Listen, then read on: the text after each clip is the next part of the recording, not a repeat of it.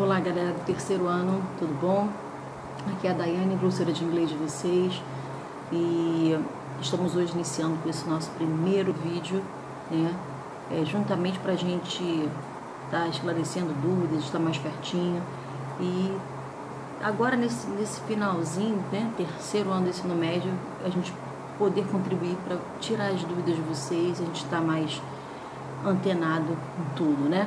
Mas enfim, a gente está retornando agora, como eu falei para vocês, é o nosso primeiro vídeo. E aí nós temos recursos além do vídeo, nós temos as nossas aulas online e nós temos o nosso e-mail. Então qualquer dúvida que vocês tenham, existem esses recursos para que a gente esteja mais próximo, mais juntinho, tá? Então peço o seguinte, que vocês prestem atenção para a gente estar esclarecendo, para a gente estar tirando dúvidas de vocês. E aí, aquele que ainda tiver alguma, pode ir lá chamar para a gente esclarecer lá na nossa aula online, ok? Bom, vocês receberam um roteiro na última semana, e esse roteiro dá início à nossa apostila, ao nosso livro 5, né? E nesse nosso livro 5, nós começamos com 2 unidades, que foram as unidades 18 e 19. Nós temos outras, né, nesse mesmo livro 5, mas a ênfase nessa semana desse vídeo é em cima dessas 2 unidades, 18 e 19. Como eu venho conversando com vocês desde o início do ano, terceiro ano não é uma turma com conteúdos novos, e sim conteúdos revisionais. E não poderia acontecer de forma diferente com essas 2 unidades, né? É claro que às vezes a gente esquece de uma coisinha ou de outra, e a gente está aqui para isso, para a gente estar esclarecendo, até porque vocês vão estar fazendo várias provas de várias situações nesse ano, né?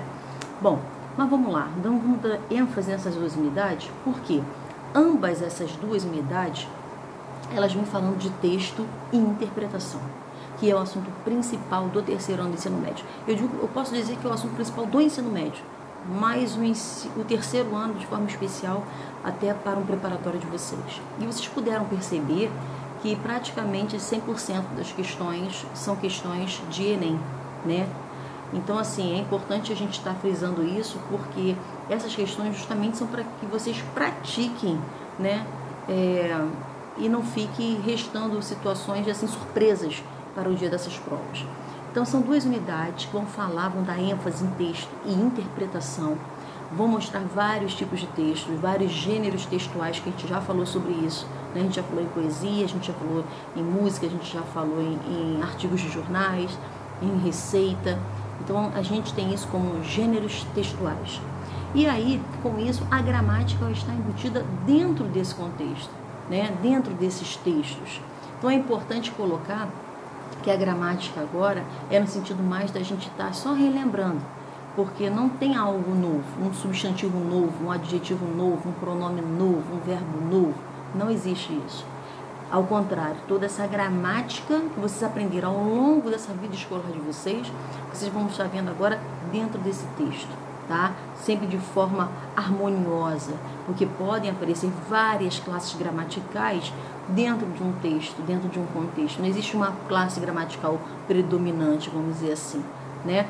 E com isso, nós vimos, eu coloquei isso para vocês, inclusive na aula online, que uma das classes predominantes que a gente veio conversando, que veio falando, que aparece bastante nesses 2 assuntos,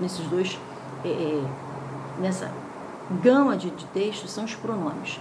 E a gente falou um pouquinho sobre os pronomes de sujeito, os pronomes objetos, os adjetivos possessivos e os pronomes reflexivos. Falamos um pouquinho também, relembramos um pouquinho também sobre as cognatas e falsas cognatas, que isso é o vocabulário de vocês, né? Então, são assuntos que vão aparecendo nos textos e a gente vai discutindo, analisando quem está dentro desse contexto. Enfim, então peço a vocês que abram a apostila de vocês e com calma, com atenção, peguem o capítulo 18 e o capítulo 19, dê uma lida prévia. Tem muito exercício para fazer, tá? Não tem muita parte de explicação de conteúdo, pelo contrário, a explicação de conteúdo eu que estou passando para vocês, tá? E essas questões tentem fazer de forma como se fosse realmente um simulado, para vocês observarem quantas questões vocês iriam acertar, qual é o ponto que vocês precisam melhorar, enfim. Então faça com calma, com atenção. E aí, a gente vai rever, como eu falei para vocês, só para vocês irem relembrando, porque os 2 temas dessas 2 unidades falam exatamente sobre isso, né? Fala sobre texto, interpretação, compreensão de um modo geral. Porque o que eu costumo sempre dizer, às vezes você lê o texto, mas você não consegue interpretar aquele texto. Até a grande dificuldade de alguns professores da área de exatas, que às vezes o aluno sabe a regra, sabe a fórmula, mas ele não consegue colocar, interpretar e com isso colocar a fórmula ali correta. Então, a mesma coisa acontece na língua inglesa, né? Às vezes você sabe a gramática, mas você não sabe o significado de tal palavra. E aí eu digo uma coisa a vocês sempre repetindo, não se prendam à tradução ao pé da letra. Em inglês não se traduz ao pé da letra, e sim num contexto, numa figura, num título, numa biografia, enfim. Então vocês têm que ter só um olhar atento, né? Quando você for fazer uma prova de múltipla escolha, por exemplo, como que eu vou traduzir melhor? Porque às vezes vocês vão ter 60 questões, 5 questões de inglês, e vocês não podem estar perdendo tempo com tradução, e não há necessidade disso. Né? Você vai ler a questão, ler as respostas, aí depois você volta lá no texto, até para que você já tenha uma noção do que se trata. Então isso são dicas para que vocês já tenham uma certa noção do que está falando. E a gramática dentro desse texto, dentro desse contexto, aí a gente volta a falar um pouquinho, a relembrar um pouquinho das palavras cognatas e das falsas cognatas, né? São aquelas palavras em inglês que se parecem com o português e vão ter o mesmo significado. Muitas das vezes tem até a mesma grafia, que são as cognatas. Agora, as falsas cognatas tem que ter um certo cuidado, porque às vezes a palavra se parece, a grafia é bem parecida, mas o significado é totalmente diferente.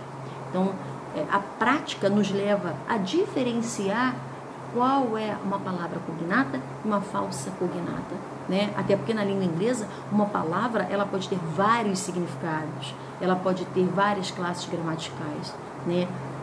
Às vezes você conhece aquela palavra como um substantivo, mas naquele contexto vai estar como um verbo e vice-versa. Então é importante vocês entenderem que a base principal desses 2 capítulos é você entender, compreender o texto. E a gramática em foco nesses 2 capítulos vai estar voltado para isso. Tipos de pronomes. Qual a diferença do pronome do sujeito para o pronome objeto, para o pronome adjetivo possessivo e para o pronome reflexivo, tá? Bom, eu vou dar só uma recapitulada para que vocês, quando forem pegar a apostila de vocês, para vocês irem relembrando tudo isso que eu estou falando com vocês, tá bom?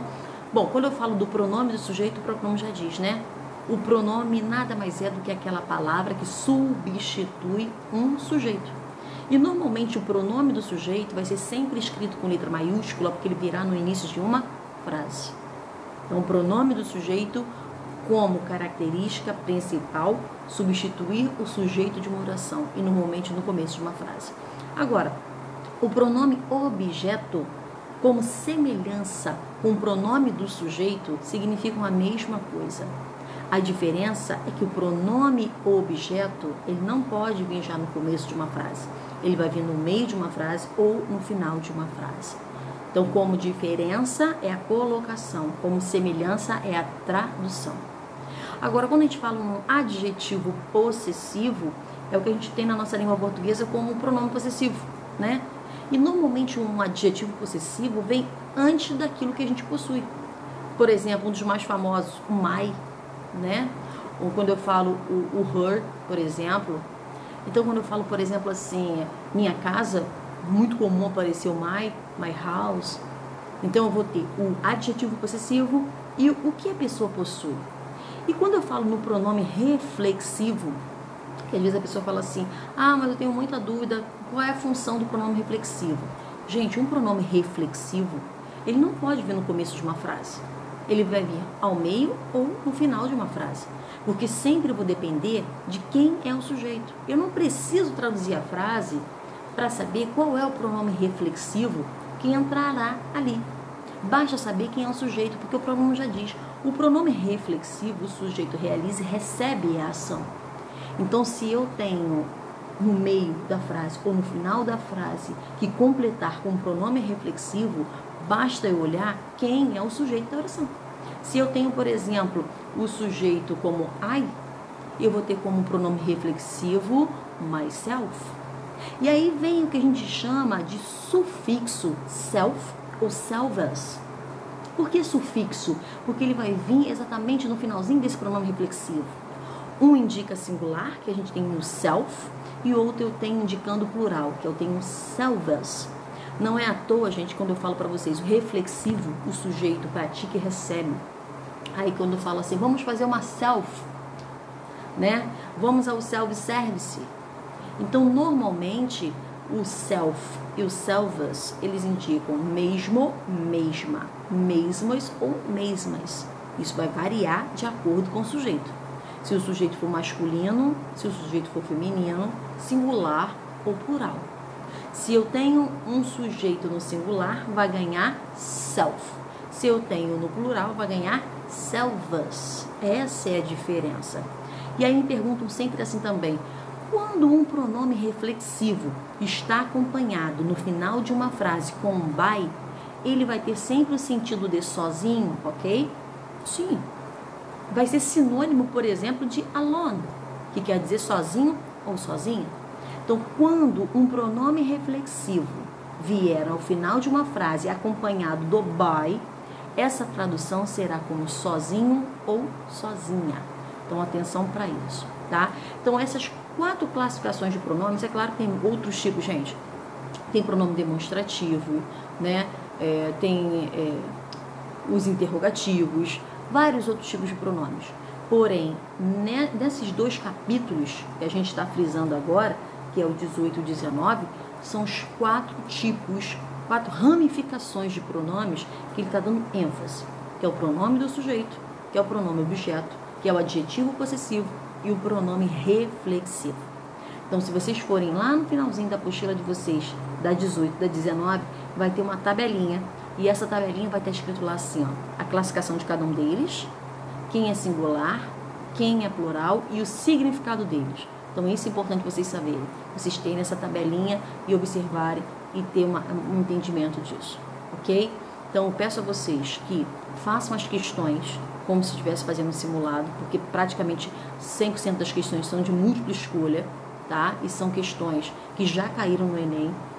E vão lá no finalzinho da apostila de vocês e dê uma olhadinha nessas classificações dos pronomes, tudo direitinho, ok? Dá uma relembrada de cognatos e falsos cognatos. E aí a gente vai falar depois também um pouquinho sobre as question tag ou a tag question, que é a mesma coisa. A gente já começou a falar na aula online, né? E aí vai ser no próximo vídeo, até para que não fique muito extenso e vocês não consigam fixar melhor, tá? Então, nessa primeira parte, dando ênfase a essa parte de pronomes, ok? Então, faça o exercício com calma, com atenção. Qualquer dúvida, me chamem lá no e-mail ou na nossa próxima aula online, ok?